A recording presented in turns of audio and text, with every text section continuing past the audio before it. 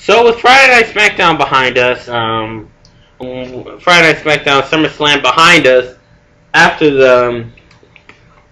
after SummerSlam and after Rey Mysterio's match with Kane, Rey Mysterio thanked the fans for all the support despite not winning the World Heavyweight Championship, and Kane retaining the World Heavyweight Championship.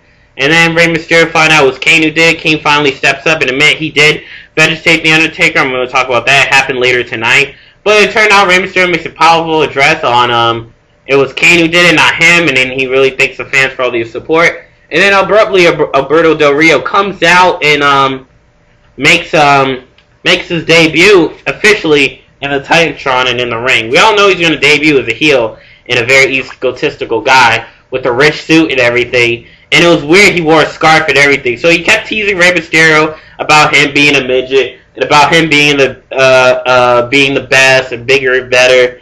And on top of that, he really addressed the fans as, I don't know if he says liars or whatever, but hopefully you all catch my drift. But when Alberto Del Rio was constantly teasing Rey Mysterio, like later on he kneeled down and said, "Strike me." Rey Mysterio struck him powerfully and then gave him the 619, and also put a little warm-up of "Welcome to SmackDown, I'm going to beat you," and a little taste of his own medicine when he came out and interrupt Rey Mysterio. So later that night, it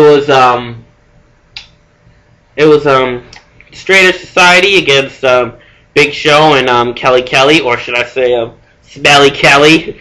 But yeah. Anyway, CM Punk backstage was as Joey Mercury and Luke Gallows bashed CM Punk for not getting involved in the match and helping him.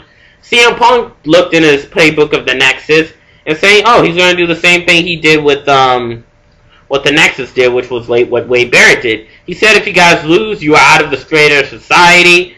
And Luke Gallows and Serena had the high stakes as he competed against Big Show, Kelly. Big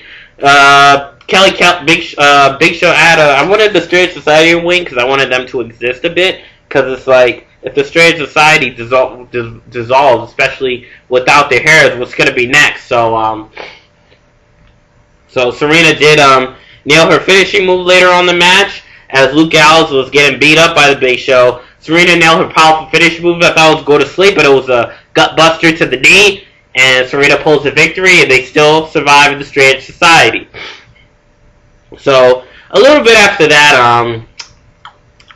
it was Christian against Drew McIntyre, and I gotta tell you, the match turned pretty well. Christian getting brutalized, and Cody Rhodes, who was ringside with commentary. Drew McIntyre was getting Kevin the advantage and the upper hand in the beginning of the match, in which Christian was getting his arm brutalized like last time after a 1 week hiatus, and Christian was somehow pulled the victory with an arm drag pin. I forgot what it was a double arm hook pin, and he pulled the upset. Cody Rhodes was going to come out and walked out. He wasn't going to do anything. He said that, and then the minute Christian turned around, Drew come out to attack, and then Cody Rhodes came out to Drew McIntyre's aid on attacking Christian, and then Matt Hardy came to Christian's aid after him getting beat up by 2 guys, and Matt Hardy gaining the upper hand, and Drew McIntyre's help from Cody Rhodes, or with Cody Rhodes' help from Drew McIntyre, Cody Rhodes was able to nail the crossroads on Matt Hardy and then continue to injure the ankle. So that's what happened, but I have to say it's a big impact, great feud. I don't know how long this feud will last, but I don't think it's as any cliche as I thought. So it's going pretty well. So later on that night, it was Dolph Ziggler against Kofi Kingston. Kofi Kingston gets the upper hand halfway through the match after Dolph Ziggler did get his upper hand.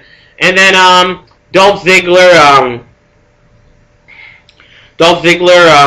gets disqualified after Vicky Guerrero's interference. I would say it was a little bit different. Vicky Guerrero gets involved and then attacks Kofi Kingston or tries to invoke in the match. So referee sees that, gets disqualified.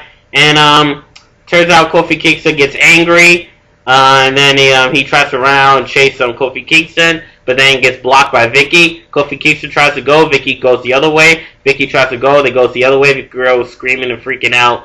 And then Kofi Kingston gets angry after Vicky Guerrero makes an evil laughter. Then gets beat up by Dolph Ziggler, which gains retribution. And after that, nails the zigzag and the sleeper hold. And then Dolph Ziggler makes a powerful message. Hopefully, the feud will end at Night of Champions. I don't know what's going to be next for Ziggler and Kofi Kingston after that night, but I bet Ziggler may retain and then go on to a new feud. But I don't know who his new feud will be against. So I'll see what happens furtherly after that for the Intercontinental Champion. So after that match, Late Cool had a little segment. I can't remember what they were talking about, but they were talking about some secret. And so he doesn't want anyone to know about Teddy Long because of what he did to Melina, because she was crying, and just because it was an emotional night, and it was very disgusting for them to come out and destroy it. Personally, it's like, why did Late Cool get some get camera time? They're just trying to get camera time now. Like I say, the Women's Championship is now just a prop, just like how the United States Championship is a prop, but they rip it in half just so it could be some charming bracelet. But I don't know why Teddy Long got rid of those 2 championships. I thought Vicky Guerrero was scheming to get in 2 titles, but it didn't seem like she was going to get it. She wasn't getting involved in as much, I guess. So it turned out Hornswoggle returned, and after him getting in the sleeper hole with Dolph Ziggler and him getting brutalized by Dolph Ziggler. I think it was after the draft, but he did return and then took a hiatus. So he returns fight on Late Cool, so I'll be excited to see what happens next week regarding that situation. Probably going to do a big embarrassment regarding Late Cool, but I don't know what's going to happen after that. But I'll be catching on to NXT to see what's going to be next for Late Cool if Caval becomes the next breakout star. So, moving on, after that, there was the main event. Alberto Del Rio against Rey Mysterio.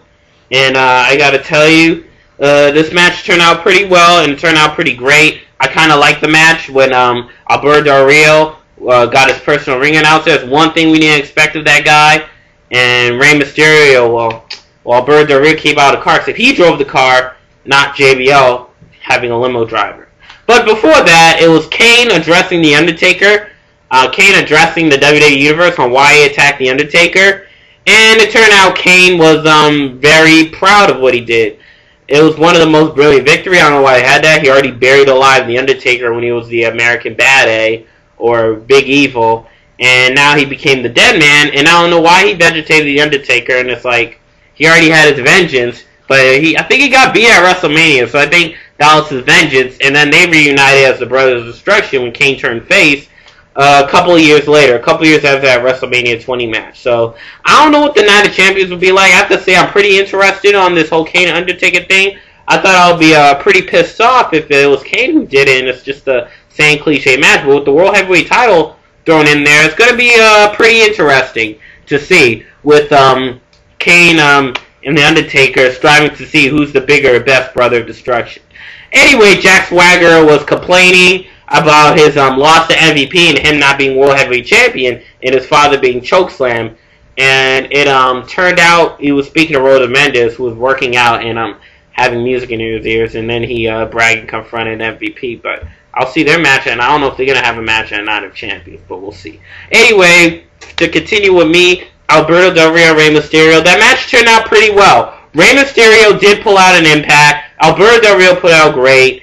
Like I said earlier about the ring announcer, it was very original, very different, where a guy speaks in Spanish. I can't remember what he said. He had a personal ring announcer, which was introduced by, I think, Jimmy Roberts? No, not Jimmy Roberts. I think it's Kimmel. I forgot his name, but yeah, he introduced Alberto's personal ring announcer, and he got a big introduction. He was like the Mexican JBL, making the same impact and doing the same task, but not like as cliche as JBL. But I gotta say, I'm pretty proud of Alberto Del Rio doing his finishing move with the armbar, and I have to say it was a great submission hold. I was like pretty impressed on what happened. I was pretty impressed about the match. The match went both ways, and you gotta say it's a great Mexican feud.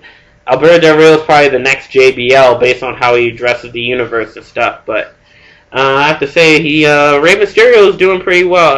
Alberto Del Rio is going to do pretty well. He may be a good main eventer or a good mid card who's going to push to a future main eventer. I mean, he's been making a good impact on his debut match, and I gotta say it's great seeing him in the ring. And I knew he was going to be muscular or in shape or making a great impact, especially him.